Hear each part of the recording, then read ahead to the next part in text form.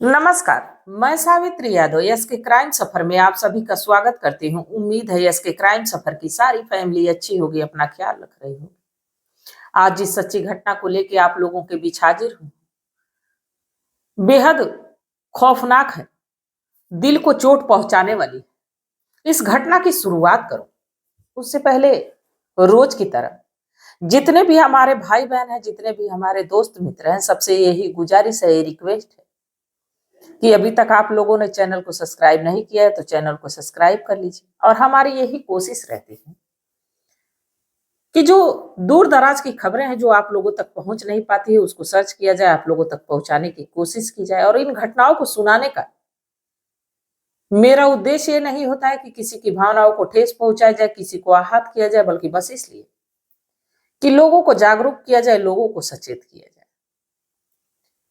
तो चलिए ज्यादा बात ना करते हुए इस घटना की शुरुआत करते हैं। दरअसल ये जो घटना है ये राजस्थान प्रदेश का एक जिला लगता है रायसेन, और इसी रायसेन का एक थाना लगता है रायगढ़, और इसी का एक छोटा सा गांव भीमपुर।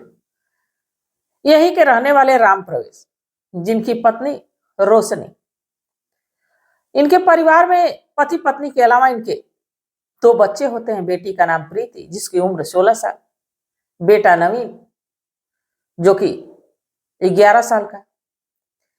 नवीन जो है कि बेहद तेज तर्रार और चंचल स्वभाव का लड़का।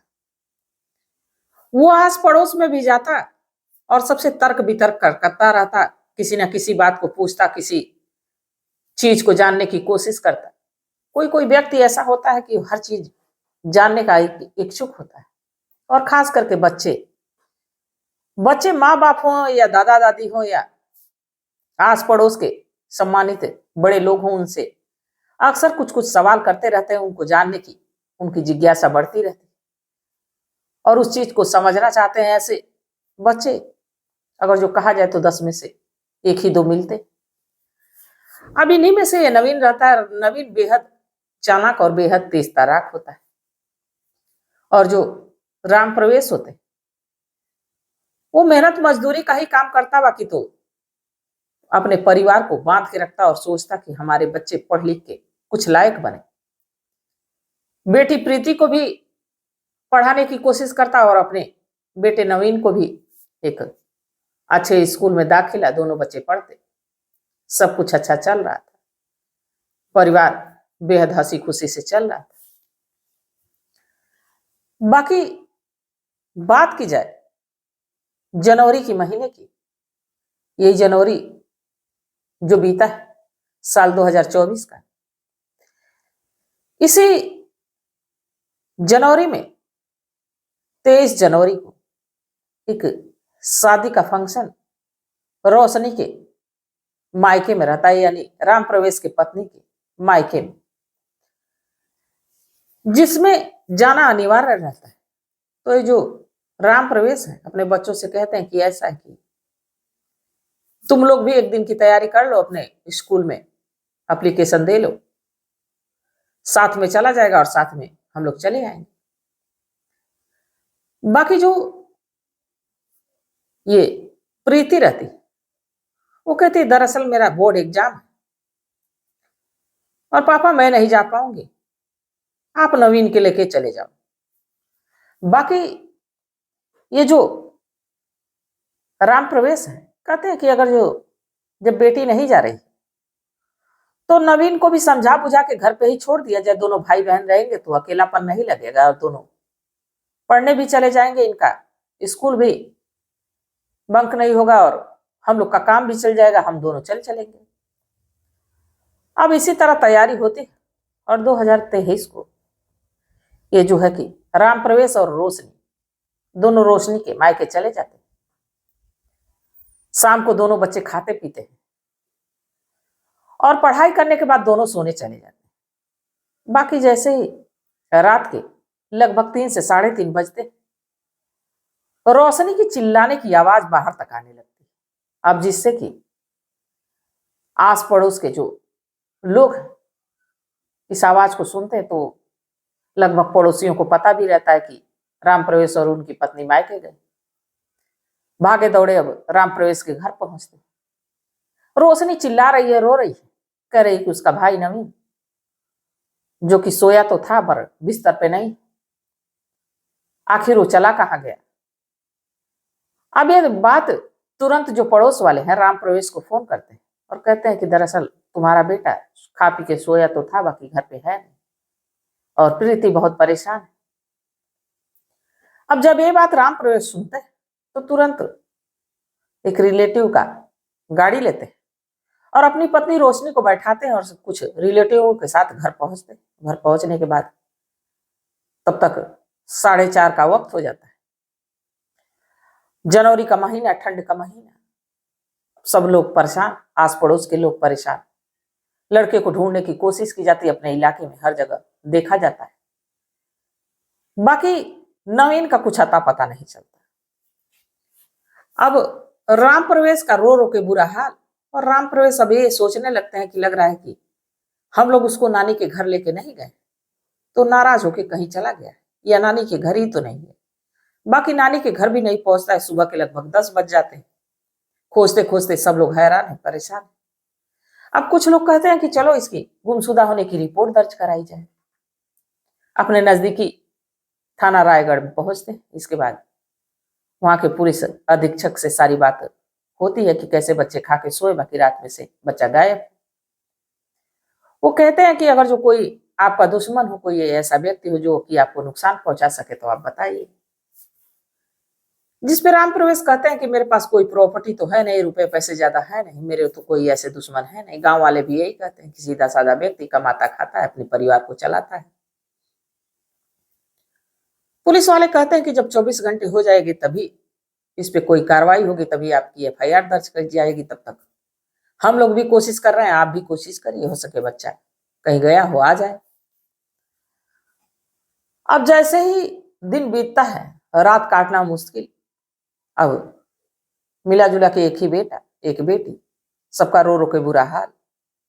अगला दिन भी आ जाता है। अब नवीन का कुछ अता पता नहीं। फिर जो उस मोहल्ले के लोग होते हैं राम प्रवेश के साथ जाते हैं। अब नवीन की गुमशुदा होने की रिपोर्ट दर्ज कराई जाती है।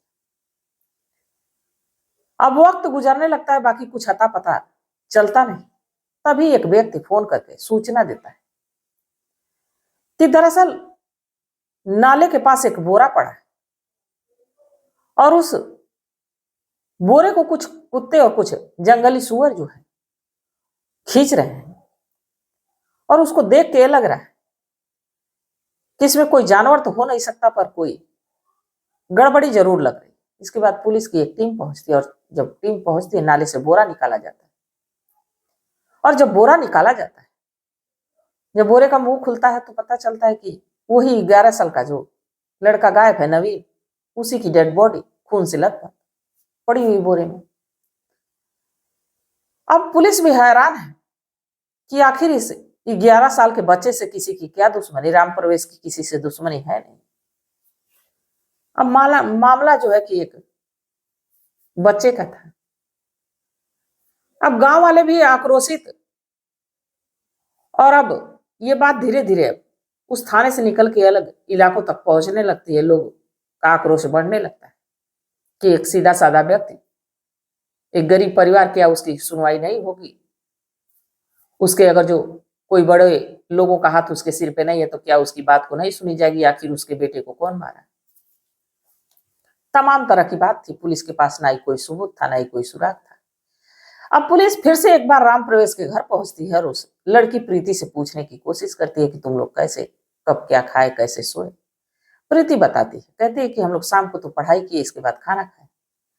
खाना खाने के बाद मैं दूसरे कमरे में सोने चली गई और नवीन दूसरे कमरे में सोने चला गया। कुछ देर के बाद पुलिस फिर पूछती है तो उसका प्रीति का अलग जवाब होता है। भाई बहन दोनों इकट्ठे सोए थे।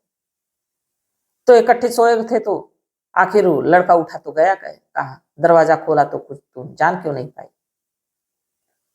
अब बार बार लड़की बयान बदलने लगती है। पुलिस को अब प्रीति पे ही शक होता है, और जैसे ही पुलिस प्रीति से सख्ती से पेश आती है, 16 साल की लड़की टूट जाती है। और टूटती है तो एक ऐसी कहानी बयां करती है जिससे सुनने के बाद परिवार से लेकर उस इलाके के लोग भी सन्न रह जाते हैं कि एक नाबालिग लड़की कैसे ऐसा कर सकती है। दरअसल प्रीति, जो कि अपने इलाके से कुछ दूर पे पढ़ने जाती, 10वीं की छात्र रहती, अब यही रास्ते में आते जाते उसकी मुलाकात एक लड़के से होती है, जो लड़का जिसका नाम सलमान, और सलमान की उम्र लगभग 22 साल, और लगातार इस प्रीति का पीछा करता है। रोज जब ये पढ़ने जाती तो जाता, और जब पढ़ के आती तो उसके पीछे पीछे आता। लगातार प्रीति नोटिस करती, एक दिन पूछती है कि तुम मेरे पीछे क्यों घूम रहे? तो कहता है कि दरअसल मुझे तुम बहुत अच्छी लगती हो, मैं तुमसे प्यार करता हूं, और इस बात को मैं तुमसे कहना चाहता हूं, बाकी तुम रुकती ही नहीं। इस पे प्रीति मुस्कुराती और चली जाती। अगले दिन फिर सलमान आता है। बाकी 2-3 दिन लगातार दिखता है, 2 दिन गायब हो जाता है। अब प्रीति बार बार उस लड़के को ढूंढने लगती है कि आखिर वो गया कहाँ। चौथे दिन वो लड़का आता है और कहता है कि मैं तुमसे बात करना चाहता हूँ, ये मेरा नंबर है, तुम मुझे कॉल करना। प्रीति कहती है मेरे पास मोबाइल तो नहीं, पर पापा का है, जैसे मौका मिलेगा मैं करूंगी। होता भी ऐसे ही जैसे राम प्रवेश काम धाम से आता तो मोबाइल चार्ज में लगा लेता, तो कभी नवीन ले लेता, गेम खेलता, और कभी अगर जो प्रीति पा जाती तो इस सलमान से बातचीत होने लगती है। बाकी बातचीत उतना हो नहीं पाती, थोड़ी बहुत होती। एक दिन सलमान कहता है कि ऐसा है कि एक फोन खरीद के दे रहा हूं, छुपा के रखना, तुम रात में मुझसे बात कर लिया करना। प्रीति कहती है कि ठीक है, मोबाइल फोन देता है। अब दोनों की बातचीत इस कदर आगे बढ़ती है कि दोनों एक दूसरे से अब मिलने के लिए बेचैन हो जाते हैं। अब जब भी मौका मिलता है तो जो प्रीति ये सलमान को अपने ही घर बुलाती और अपने ही घर के भीतर इससे अब मिलने लगी, शारीरिक संबंध दोनों बनाने लगे। और इसकी जानकारी ना ही रामप्रवेश और ना ही रोशनी को, कि रोशनी भी दिन में काम काज रहता, इधर उधर चली जाती लोगों के घरों में, और उसी समय फोन के जरिए प्रीति सारा लोकेशन देती, सलमान को बुलाती, इसके साथ अब लगातार मिलने लगी। और जैसे ही 23 जनवरी को पता चला कि अब उसके माता पिता जा रहे हैं उसके मामा के घर, सलमान से कहते कि आज पूरी रात का मौका है, तुम चाहो तो मेरे घर आ जाओ, हम दोनों एक साथ रहेंगे, कुछ वक्त गुजारेंगे। सलमान भी तैयार हो जाता है। जैसे ही रात के 9:30 से 10 बजते, इंतजार करते रहती, जैसे नवीन सो जाता है वैसे सलमान को फोन करती है, घर के भीतर बुलाती, और दोनों एक दूसरे कमरे में चले जाते हैं, बातचीत करने लगते हैं, और दोनों अब इतने करीब आते हैं एक दूसरे के, कपड़े उतारते हैं और शारीरिक संबंध बनाने लगते हैं। अब यह सिलसिला शुरू हो गया। रात के लगभग 12 बज गए। अब जैसे ही 12 बजती है, नवीन की नींद खुलती है, और नींद खुलती है तो अपने बगल में अपनी दीदी को पाता नहीं, तो उड़ जाता है। तभी उसको कुछ आवाजें सुनाई देती हैं, जो कि कुछ अलग ही रहती हैं, कुछ अजीब रहती हैं, हंसने की भी आवाज आ रही थी। अब नवीन इसको देखने की कोशिश करता है, और जैसे ही वो दूसरे कमरे के पास जाता है, देखता है कि दरवाजा भीतर से बंद है। वो खिड़की से झांकता है, और जब झांकता है तो देखता है कि उसकी जो दीदी यानी प्रीति और वो कोई लड़का, जो कि बिल्कुल नग्न अवस्था में, दोनों एक दूसरे के साथ लिपटे हुए। अब इसको देखते ही वो जोर जोर से बोलने लगता है, कहता है कि मैं पापा से बताऊंगा, माँ से बताऊंगा कि उनके जाने के बाद तुम क्या कर रही हो। इसके बाद गुस्से में प्रीति तुरंत दरवाजा खोलती है नग्न अवस्था में, और अपने भाई को अंदर खींच लेती है, और कहती है कि तुम बताओगे अगर जो ये बात, तो तुम्हारे साथ बहुत बुरा होगा। लड़का जिद्दी था, चंचल था, कहता है कि मैं तो बता के ही रहूंगा। इसके बाद प्रीति उस लड़के सलमान से कहती है कि जाओ कोई ऐसी चीज लेके आओ जिससे कि इससे मार डालो। तो जो सलमान रहता है कहता है कि किसी चीज से मारने की क्या जरूरत, तुम मदद करोगी, मैं ऐसे ही इसे मार दूंगा। अब इतने में वो जो सलमान है उस लड़के का गला पकड़ता है, और तब तक दबाता है कि जब तक वो मर न जाए। जब मर जाता है तो इसके बाद जो प्रीति है वो दौड़ के किचन में जाती है। उसको संतुष्टि नहीं थी कि ये मर चुका है। किचन से एक धारदार हथियार लाती है, और ताबड़तोड़ उस लड़के के गर्दन पे, उसके सीने पे वार करती है। अब जब उसको संतुष्टि हो जाती है कि ये मर गया, दोनों मिलके उसको बोरे में पैक करते हैं और रात के अंधेरे में बगल के ही नाले में ले जाके उसको फेंक आते हैं और फेंक के आके इसके बाद जो घर में खून फैला रहता है उसको दोनों मिलके साफ करते हैं। इसके बाद दोनों एक बार फिर से शारीरिक संबंध बनाते हैं और अब इतने में लगभग सुबह के 4 बजने लगते हैं। सलमान को घर से भेज देती है और चीखने चिल्लाने लगती है कि नवीन घर से गायब है। अब जब ये मामला पुलिस के सामने खुला तो पुलिस भी हैरान है और इस लड़की के बताए अनुसार उस नवीन को उस सलमान को भी गिरफ्तार करती है।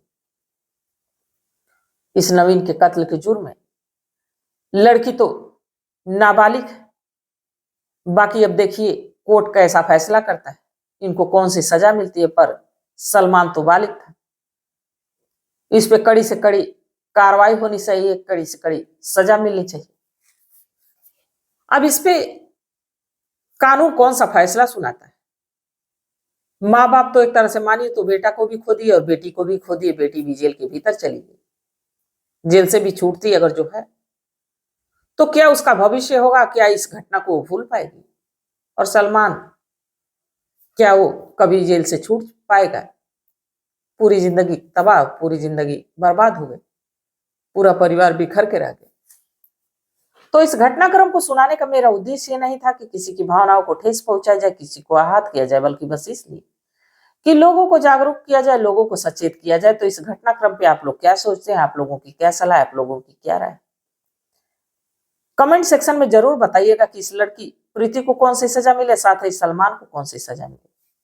और माता पिता की अगर जो बात की जाए, अगर जो समय समय पे ये लोग गाइड करते, बच्चों को देखते, तो शायद ऐसी घटना नहीं होती।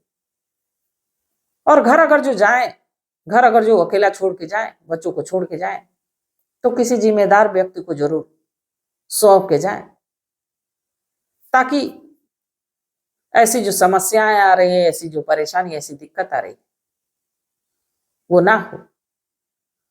तो अपनी सलाह, अपनी राय कमेंट सेक्शन में जरूर बताइएगा। तब तक आप लोग अपना ख्याल रखिए, अपने परिवार का ख्याल रखिए, बाल बच्चों का ख्याल रखिए। मिलते हैं कल एक नई वीडियो के साथ, तब तक के लिए जय हिंद, जय भारत।